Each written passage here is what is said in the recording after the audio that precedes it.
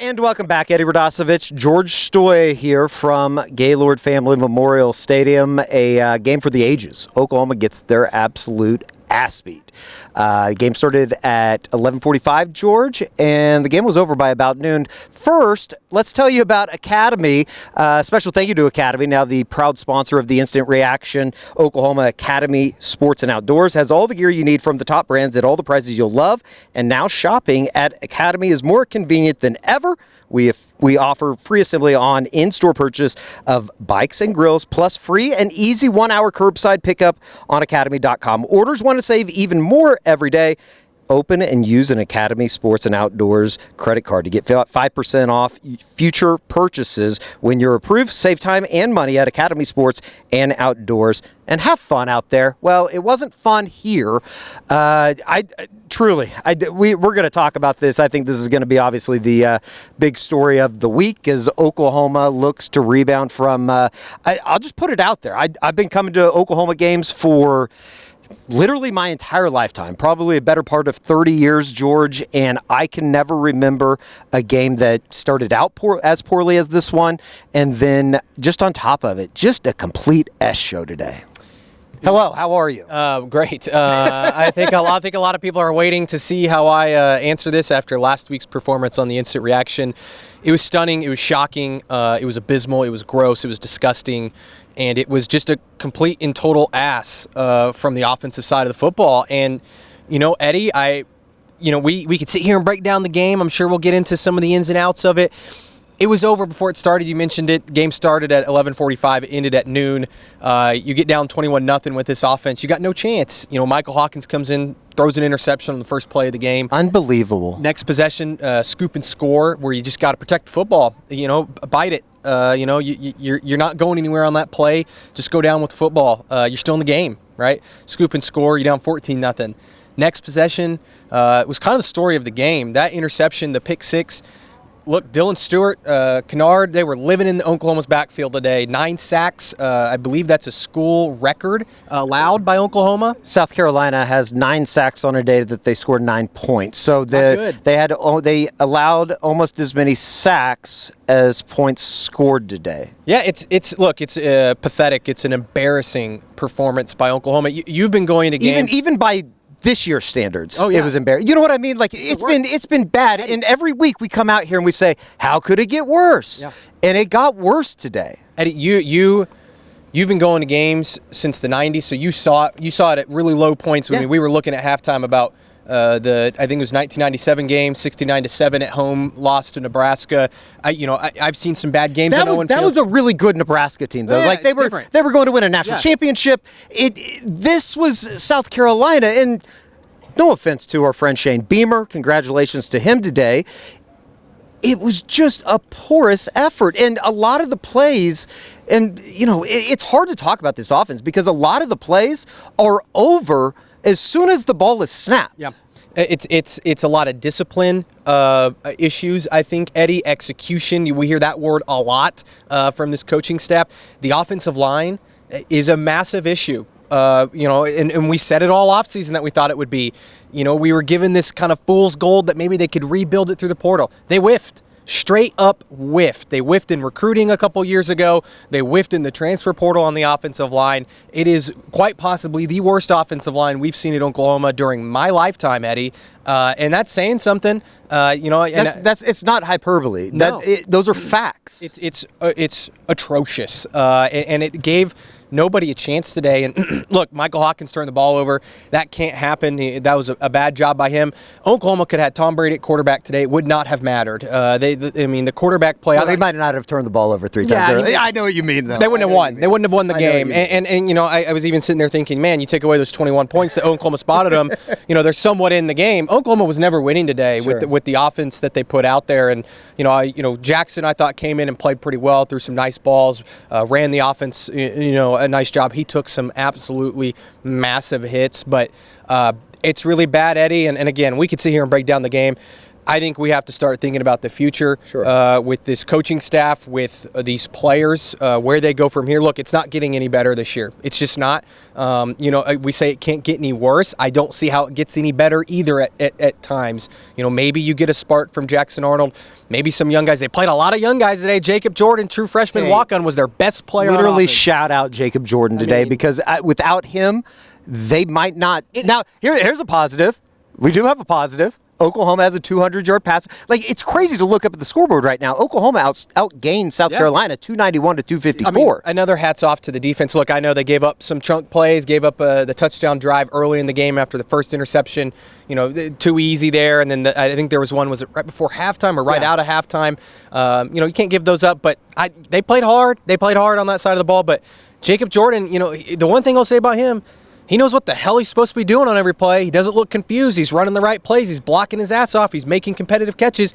No one else on this team, maybe Brennan Thompson, who made a nice play today, broke open finally. No one else is making those type of plays. J.J. Hester had some nice catches today, shows up in the box score, but he juggles every single pass thrown his way. The tight ends, horrible. Absolutely horrific at that position. I don't know how they've gotten that bad this quickly on that side of the ball. Play Devon Mitchell. It can't get any worse at this point at that position. You go down the line, Eddie. I think Javonte Barnes playing his ass off. Yeah. I saw he was chewing guys out on the sideline, and when they went down 21-0. Certainly a leader on that side of the football. Definitely. And look, I get it. He's not the most elusive guy. Can't make a lot of guys miss, but give the kid credit. He's playing his ass off right now. But moving forward, Eddie, I don't know what this thing looks like. Well, let's talk about it because moving forward, you asked Brent Venables after the game. It's going to be what everybody wants to know. And I hate to put it like this, and I'm not necessarily calling for people's jobs as much as it's a reality. Somebody has to fall on the sword to a certain extent for this S show that is an offense right now. Somebody has to be held responsible for it. And I don't know. You asked Brent Venables after the game about coaching changes. He talked about it just less than 7 days ago. He talked to us here at the stadium for the press conference talking about midseason changes. He had never been a part of it. Here is Brent Venables' answer to George's question after the game. Coaching changes, would that help right now? Yeah, well, again, whenever, if there are changes, you guys will be the first to know. And but have another set of eyes up top and be able to see things and identify things. The iPads are amazing. You can learn a lot from those as well. But to be able to see the structure of the defense and things of that nature. When you hear that, I go into Sunday thinking something's going to happen, and we don't have to preface this by saying they're good guys. Yeah. It's not a personal thing. It's a situation that it seems like it's a point of no return. And are you losing guys mentally in the locker room right now? Are they? We can ask the guys after the game if they're committed to what the coaches are doing. Do they believe in the system? Do they believe in the offense with the game plans each week? Of course they're going to say yes. Yep. I don't think that anybody's going to sit here and tell you that they're not fully believing in what they're being coached to do or taught to do or prepared to do. It's not coming together on the field. And, we're legitimately talking about one of the worst offenses Oklahoma's put on a football field in the better part of my lifetime, at least in the last 25 years since Bob Stoops took over. Long-winded way of saying, when you hear that answer from Brent Venables to your question, do you go into Sunday thinking something's going to happen? I feel like it has to. And look, I don't want to call for anyone, specific job, but I think when you're at the University of Oklahoma, everyone here understands the standard, the tradition. Even Shane Beamer was talking about it after the game, the standard of Oklahoma football and what it means to come in here and beat Oklahoma the way that Shane and South Carolina did today. It's unacceptable. Brent talked about it over and over again in the postgame. He's running out of answers. And I think when look, you can't live by social media, but you log on and you see, and even the way the fans reacted in the stadium today, sure. Brent knows. And rightfully so, by the way. I'm not. They deserve to be booed. The people that want to come to the games and boo them, you're more than welcome to. You should be pissed off. As two people that have grown up around this program, have seen what it looks like, the greatness that it can be, what happened today on this field is unacceptable. It's embarrassing. It's pathetic. It's one of the worst performances either one of us have ever seen on this football field. And so if you're Brent Venables, he knows that. He knows that. He knows the fans are growing restless, and he knows that, hell, his ass is going to be on the line at some point. And so I think he knows at some point he has to make changes. Is that tomorrow? The way he answered my question makes me think they might make a change. What that looks like, I don't really know. Yeah. Is that giving Joe John a chance to call plays? He was in the booth today, which was a new change. Kevin Johns, the offensive analyst, was up in the booth, and then they moved him down to the field midway, through the first quarter when everything was going haywire. So I don't know, the rest of the assistants. I think, and we've said it for weeks now, Eddie, their jobs are on the line, and they did not perform up to standard today. This team didn't look prepared to play on that side of the ball. I don't know what to expect. I think it's fair to say people are going to lose their jobs. Maybe not tomorrow, but at some point it feels like that is inevitable at this rate. It's gotten to the point, too, where, you talk about the standard at Oklahoma. What is that right now? What is the standard under Brent Venables? And I think that, that's where you start getting into, the dark side of thinking right now, because it seems like there are no answers for the questions that are being asked in terms of what this is on the field. And you start looking in, and we spent a good amount of time this week talking about the future. You got to find something for the future, something to build on the rest of the season. It's bleak right now. Yep. Now, I will say, the way that Jackson Arnold handled things and coming back into the game and them crawling back to him, which is kind of the way that I feel like it's been after he got brushed to the side against Tennessee, who knows? Who knows if that's going to be, kind of what it is here moving forward. Is Jackson Arnold going to be the future? I don't know. He should be. He should be at this point. Look, Jackson did not play well at the beginning of the season. Even today, he had some moments where you're like, man, what's he doing? Right. I just think the talent is there. You see the way he throws the football. You got to build his confidence back up, which seems to be lacking a little bit. I thought he got a little bit of it back today. I thought he threw the ball well. But I think now that you've gone back to him, you got to build this thing around him. Back. And I don't know what's going through his head. I mean, when we talk about staff changes, is he somebody that would want a new offensive coordinator? Would he like that offensive coordinator? Does he fit whatever style Jackson wants to do? And how does Jackson feel personally about the way things were handled the first time? I think we all think during that moment they had to bench him. Right. But after that, did they maybe handle it the right way? Should they have given Jackson another chance throughout the week ahead of Auburn? Should they have given him another chance against Texas? I don't know. I think that Jackson looks at it and probably thinks he probably should have been given a little bit longer leash. We hear about the body of work, right, and wanting to give Michael Hawkins a body of work. Felt like we never really got a full body of work from Jackson Arnold either, so I don't know where he is mentally. That's not my biggest concern. Like I said, I think the quarterback position is not something that you got to obviously pick one and roll with them the rest of the way. But, my frustration and where I think the biggest issue lies is they are so dysfunctional on the offensive line, Eddie. They have no answer. I mean, Bill Beatenbow is literally trying to play anybody out there. You saw Logan Howland. You saw Spencer Brown today. Troy Everett started at center. Jacob Sexton's moving all around the field. They are so bad up front, Eddie. It's almost impossible to run anything. Like you said earlier, the play's dead before it even starts. And I get it, South Carolina's got some really good dudes up front. But to also not have a game plan to combat that today, it's an indictment on the coaching staff. It's an indictment on the talent that they've brought in over the last few years. And ultimately, heads are probably going to roll because of it. My mind immediately goes to the 2025 recruiting class. We've spent a lot of time talking about it with Josh McQuistion. We've talked about the current guys even, Eugene Brooks, Eddie Pierre-Louis. It's like they see what's going on the field right now, and I'm sure that they feel like they can help, but it's just it feels bigger than just an offensive line and which was obviously terrible today, but it just feels bigger, and especially on that side of the football and the disparity that you see from what they're putting out defensively right now, it has to be frustrating. I know that we talked to Danny about it after the game. It's hard not to think that there is some finger pointing, and to a certain extent, I'd be a little bit worried if there wasn't any finger pointing right now in the locker room. There should be. I don't know. It's kind of that's where we're at right now. I don't know. It's not fun. Nobody's having fun watching this. I almost cussed. We were going to try to get through this without cussing. It's just so effing bad. I don't understand it. And I think that's that's one of the questions that we get a lot. The hell's going on down here? I don't know. We don't know. And Hell, I don't know if they know, Eddie, and that's the part that I think is probably the most frustrating for Brent. If Brent had the answer, he would have fixed it, right? And I think he said it in the post game. He said, "Listen, the problems are very easy to identify.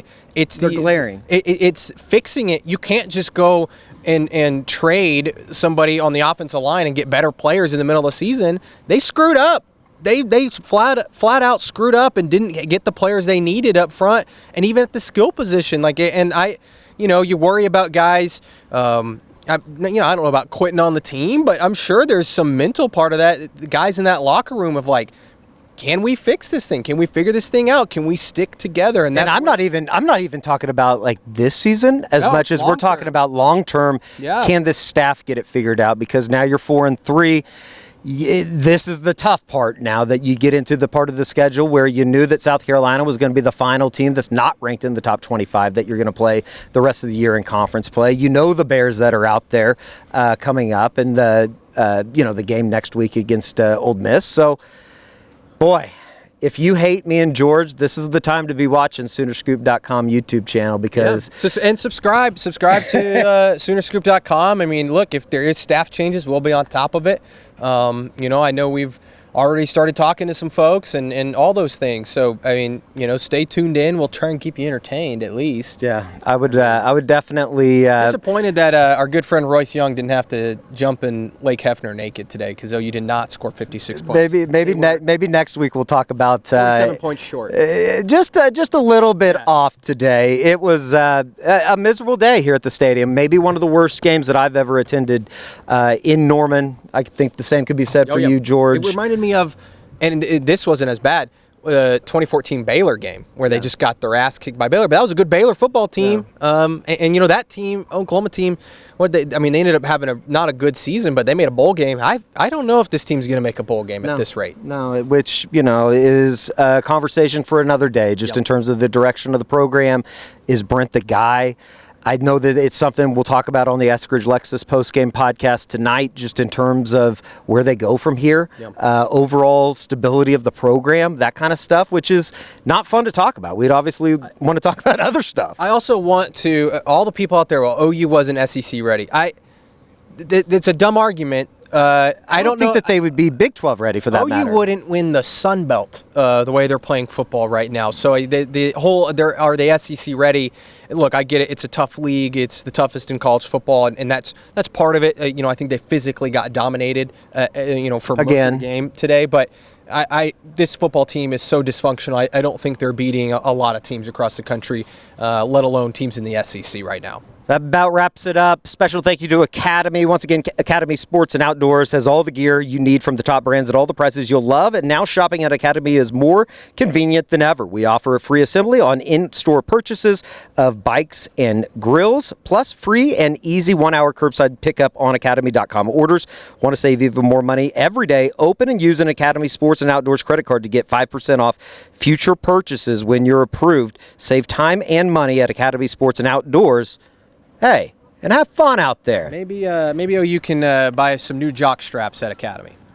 It's, again, I don't know where they go from here. It's as bad as I can ever remember, and I think the scary part about all this is we continually said here over the last couple of weeks, even coming out of the Cotton Bowl 34-3, how can it get worse? How can it get worse? And within the first 4 minutes of game time action, it not only got worse, it might be the worst it's ever rock been. Bottom.